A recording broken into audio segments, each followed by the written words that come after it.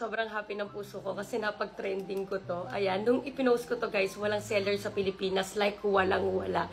Tapos after kong mag-post ng unang-una kong video tungkol dito, dahil di ba pinag-ahanap ko kayo ng pagpapasabayan nyo na nasa Thailand. Tapos bigla, ngayong araw tsaka kahapon, grabe guys, kaliwat kanan na yung mga nagpapa-order ng mga nasa Thailand. Yung mga nagpapasabay nito, like marami nag-chat sa akin na nakapagpa-order siya ng 1,000 pieces dahil daw sa akin, parang nagte-thank you. Tapos nakapagpa-order ng 500 pieces. So, ganyan. Tapos may mga kumuha na rin ng mga malalaking distributor dito sa Pilipinas, dito sa Thailand.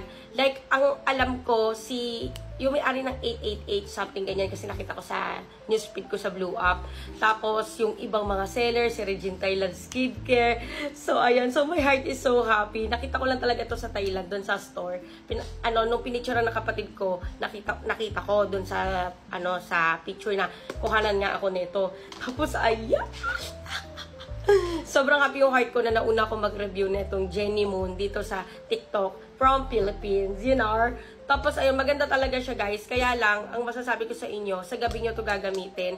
Kasi, pag sa umaga, may kojic siya. So, kailangan pag umaga kasi kailangan meron kayong SPF. Walang SPF to. So, mas maganda siya sa gabi gamitin pag naliligo kayo bago matulog. Para nakarest din yung skin nyo. Kasi sobrang ganda ng mga active ingredients nito. Lalo na si tranexamic acid, yun yung pinaka-favorite ko dito. Tsaka, siyempre, si glutathione. Ayan, niacinamide. Kung sensitive kayo guys sa kojic, this is not real for you kasi meron itong kojic acid.